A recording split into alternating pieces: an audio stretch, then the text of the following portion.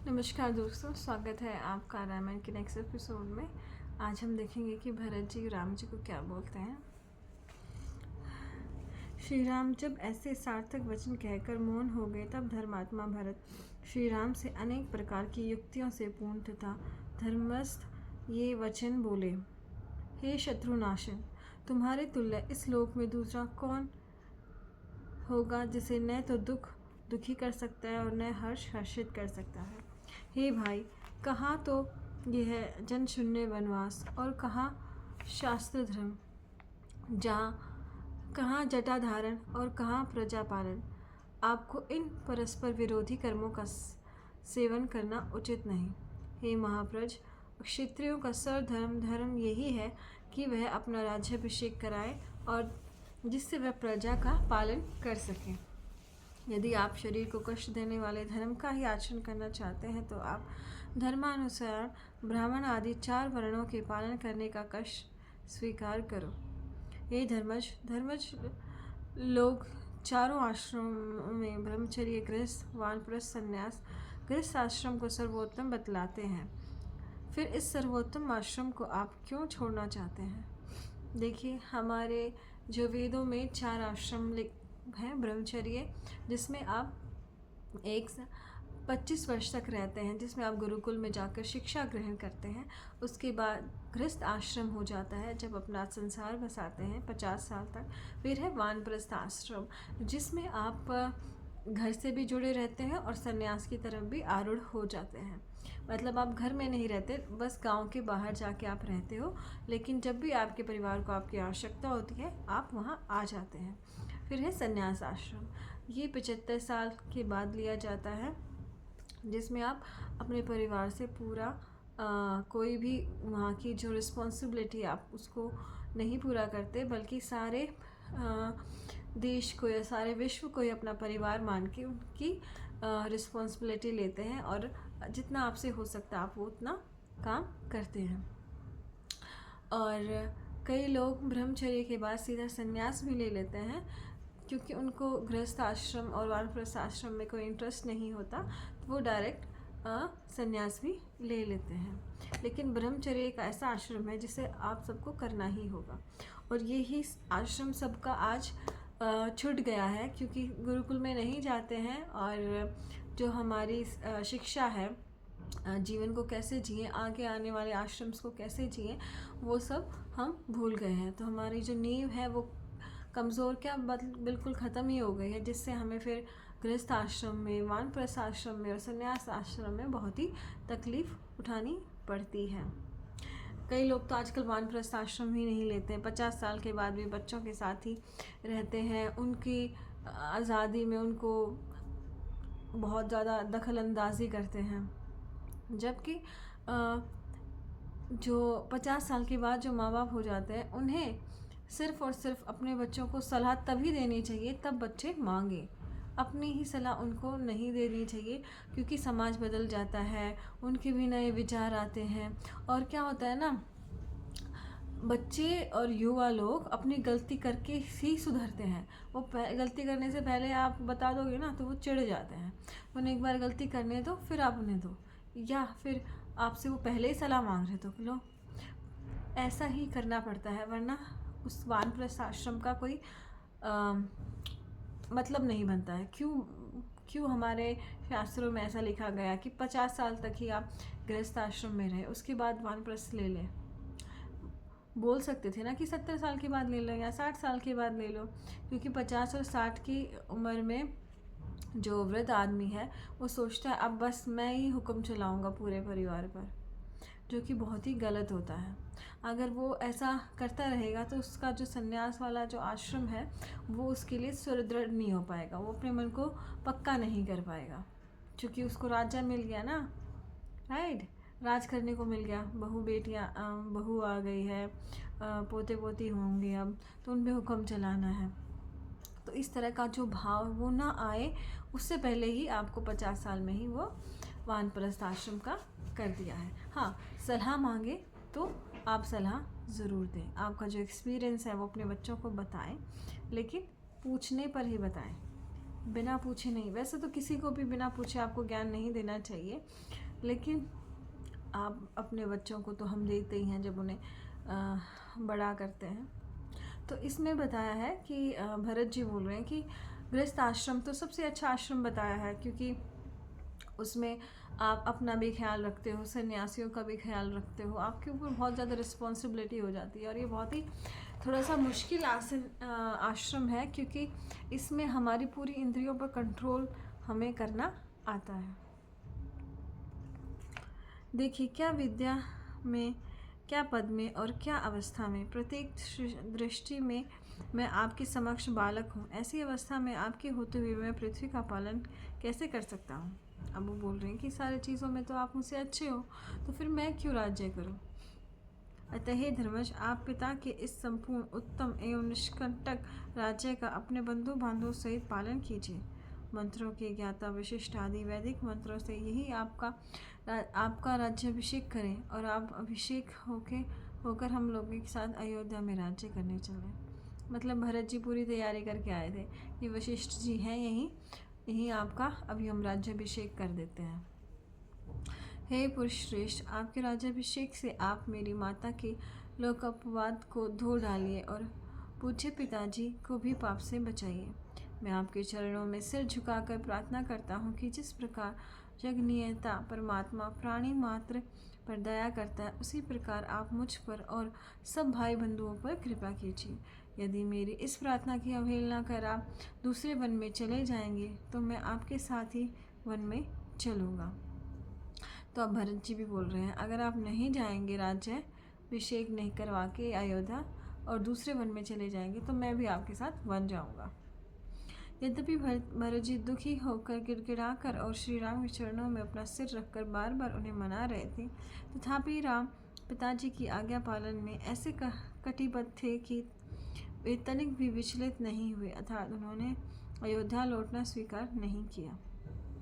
जो लोग उस समय वहाँ उपस्थित थे, वे सब श्री राम की अद्भुत विचार दृढ़ता को देखकर एक ही साथ शोक और हर्ष में निगम हो गए। वे दुखी इसलिए थे कि राम अयोध्या नहीं लौट रहे, और हर्षित इसलिए थे कि श्री राम पिताजी की आज्ञा पालन पर अटल है। अभी देखिए, एक वचन दे दिया तो दे दिया। अब परिस्थितियाँ, अगर दशरथ जी का निधन नहीं होता तो भी श्री राम नहीं लौटते ना। तो यहाँ पे वो अपनी दृढ़ता दिखा रहे हैं कि भाई मैंने एक चीज़ का पालन कर लिया, अब हम उस जगह होते श्री राम की जगह, चलो कोई बात नहीं, भरत भी इतना वो कर रहा है, चलो कर लेते हैं, चलो अयोध्या चली जाते हैं, अभी तो दशरथ जी चले गए, गुजर गए हैं। लेकिन अगर वो ऐसा करते तो दशरथ जी का जो बलिदान है वो व्यर्थ चला जाता, राइट। फिर लोग यही बोलते, अरे वापस ही लौटना था तो बाप को भी क्यों मरवा दिया, राइट हैं। दशरथ जी की अगर तुम नहीं जाते तो दशरथ जी बच ही जाते ना। तो वो उल्टे वे में भी लोग उनको ताने दे सकते थे कि इतना जाने का नाटक ही क्यों किया, वापस आना था तो, राइट। तो हमारे साथ भी ये सब होता है, इसलिए जो हमने एक बार संकल्प ले लिया है उससे हमें मुकरना नहीं है, ताकि लोग फिर हमें बाद में ना सुना सके या फिर ऐसा कुछ एग्जाम्पल ना दे सके, राइट। अब दशरथ जी की मौत का फिर जो सारा भार है वो राम जी पे ही आ जाता, इसलिए उन्होंने जाना उचित नहीं समझा। जब भरत जी ने पुनः कुछ कहना चाहा, तब मानव समाज में सम्मानित लक्ष्मण के बड़े भाई श्री राम ने कहा, हे भाई, पिताजी ने जब आपकी माता के साथ विवाह किया था, उस समय उन्होंने हमारे नाना जी से यह प्रतिज्ञा की थी कि कैकेयी के गर्भ से जो पुत्र उत्पन्न होगा वही राज्य सिंहासन पर आसीन होगा। इसके अतिरिक्त देवासुर संग्राम में भी तुम्हारी माता के उपकार से संतुष्ट हो पिताजी ने उन्हें 2 वरदान देने के लिए कहा था। यशस्विनी एवं सुंदर वचन बोलने वाली तुम्हारी माता ने उन दोनों वरों का स्मरण कराते हुए पिताजी को वचनबद्ध कर उनसे 2 वर मांगे। हे पुरुष सिंह, कैकेयी ने उन 2 वरों में एक से तुम्हारे लिए राज्य और दूसरे से मेरे लिए वनवास मांगा। प्रतिज्ञाबद्ध महाराज ने दोनों वरों को देना स्वीकार कर लिया।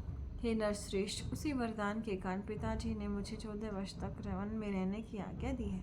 पिताजी के वचन को सत्य सिद्ध करने के लिए मैं सीता और लक्ष्मण को साथ ले गर्मी सर्दी दुख सुख की कुछ भी परवाह न कर इस निर्जन वन में चला आया हूँ। हे राजेंद्र, आप भी अयोध्या में शीघ्र ही अपना राज्याभिषेक कराकर पिताजी को सत्यवादी बनाओ। हे भरत, मेरी प्रसन्नता के लिए तुम धर्मज महाराज को ऋण से मुक्त करो और राजा सिंहासन पर बैठकर माता कैकेयी को भी प्रसन्न करो। पुत्र पिता का पुत्र सुख दुख रूपी नरक से उद्धार करता है, इसलिए उसे पुत्र कहते हैं, क्योंकि वह पिता की सब प्रकार से रक्षा करता है। हे वीर भरत, तुम शत्रुघ्न और सब दिव्य जातियों सहित अयोध्या को लौट जाओ और प्रजा का पालन करते हुए उसे आनंदित करो। हे राजन, मैं भी सीता और लक्ष्मण को साथ ले अब शीघ्र ही दंडकारण्य में प्रवेश करूंगा। हे भरत, तुम मनुष्यों के राजा बनो और मैं वनवासी पशुओं का राजा बनूंगा। तुम प्रसन्नतापूर्वक अयोध्या नगरी में प्रवेश करो और मैं आनंद पूर्वक दंडक वन में प्रवेश करूंगा। जब श्री राम भरत को इस प्रकार समझा रहे थे, तब जाबाली नामक एक श्रेष्ठ ब्राह्मण ने उनसे यह धर्म विरुद्ध वचन कहे। वाह महाराज वाह, आप तो श्रेष्ठ बुद्धि वाले ही नहीं अपितु मनस्वी भी हैं। साधारण अपठित मनुष्यों की भांति आपको ऐसी निरर्थक बुद्धि नहीं होनी चाहिए। भला तनिक सोचो तो यही सही, संसार में कौन किसका बंधु है और किसको किसी से क्या लेना है। यह प्राणी अकेला ही जन्म लेता है और अकेला ही मृत्यु को प्राप्त हो जाता है। अतः हे राम, जो व्यक्ति यह मेरी माता है, यह मेरा पिता है, ऐसा संबंध मानकर इनमें आसक्त होता है, उसे पागल ही समझना चाहिए, क्योंकि वस्तुतः संसार में कोई किसी का नहीं है। जैसे कोई मनुष्य अपने ग्राम से दूसरे ग्राम को जाता हुआ कहीं मार्ग में ठहर जाता है और अगले दिन उस स्थान को छोड़कर फिर चल देता है, इसी प्रकार माता पिता घर और धन संबंधी मनुष्य के आवास मात्र हैं। अतः सज्जन लोग इनसे आसक्त नहीं होते हैं। हे नरोत्तम, पिता के समृद्ध राज्य को छोड़ इस कुमार्ग पर जो दुख देने वाला युवा अवस्था के अयोग्य और बहुविघ्नों से परिपूर्ण है, तुम्हें आरूढ़ होना योग्य नहीं है। अब वो बता रहे हैं कि इतना आसक्ति अच्छी नहीं है कि मेरा पिता है, मैं उसका सत्य सिद्ध करूँगा, ऐसा वो बोल रहे हैं उनको। अब तो तुम अयोध्या में चलकर अपना राज्याभिषेक कराओ, क्योंकि प्रोभृता जिसका पति प्रवास में हो गया हो, ऐसी स्त्री की भांति अयोध्या नगरी आपकी प्रतिज्ञा कर रही है। सज्जनों की बुद्धि का आश्रय लेकर स्वर जनानुमोदित भरत की प्रार्थना को स्वीकार करते हुए अब आप अयोध्या के राज्य को ग्रहण कीजिए। सत्य पराक्रमी श्री राम जाबाली की बातों को सुनकर उनके विरोध में अपनी अविचल बुद्धि से विचारे हुए वैदिक धर्म में श्रद्धा उत्पन्न करने वाले परम सूक्ष्म शास्त्रीय वचन बोले। अब वो उन्हें समझाएंगे। आपने मुझे प्रसन्न करने के लिए जो बातें कही, वे कर्म रूप में प्रणित करने के अयोग्य और पथ्य के रूप में अपथ्य हैं। जो मनुष्य मर्यादा रहित पाप चरण से युक्त और साधु सम्मत शास्त्रों के विरुद्ध आचरण करने वाला है, वह सज्जन पुरुषों में सम्मान प्राप्त नहीं कर सकता है। यह कुलीन है या अकुलीन, वीर है अथवा भीरु, पवित्र है अथवा अपवित्र, इस बात का निर्णय चरित्र ही करता है। लोगों में संकारता बढ़ाने वाले धर्म के वेश में आपके अधार्मिक उपदेश को यदि मैं मान लूँ, तो मैं शुभ कर्म को त्याग कर वेद विरुद्ध विधिहीन कर्म करने के पाप का भागी बन जाऊंगा। फिर कार्य अकार्य को जानने वाला कौन ज्ञानी पुरुष लोग को दूषित करने वाले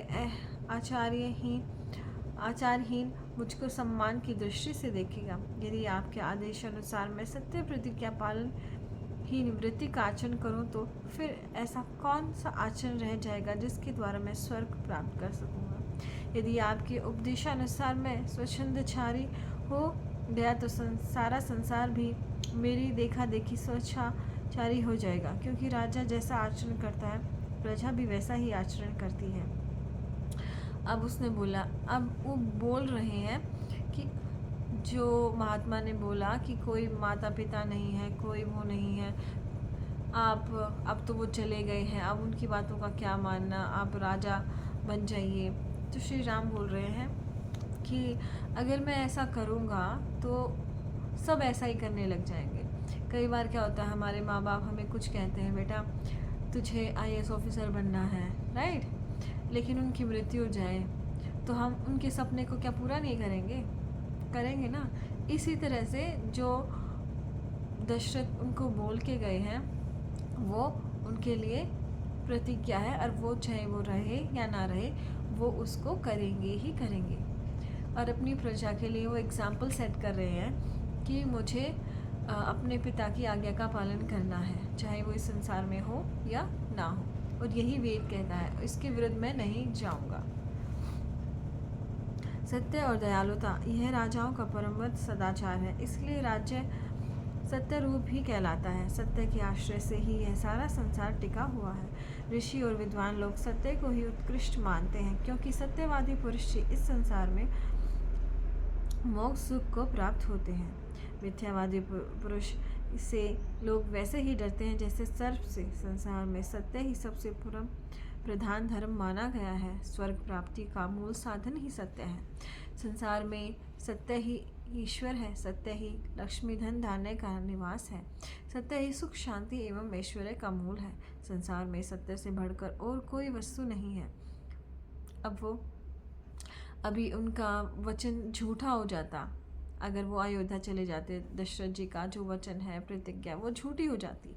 तो उस सच को बचाए रखने के लिए वो सत्य की महिमा बता रहे हैं श्री राम, कि सच ही ईश्वर है, सच्चे ही जो सच बोलता है वहीं धन लक्ष्मी आती है, वहाँ ही सुख शांति बढ़ती है। सत्य से बढ़कर और इस संसार में कोई भी वस्तु नहीं है।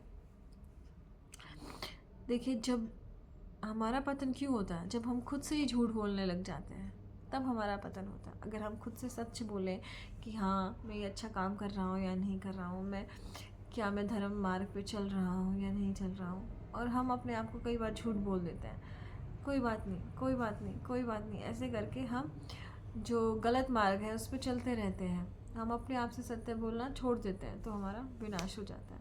इसलिए सत्य की रक्षा करने के लिए जो श्री राम है वो पूरे आरूढ़ हैं अपने लक्ष्य को लेकर। तो आज के लिए इतना ही। बहुत बहुत धन्यवाद।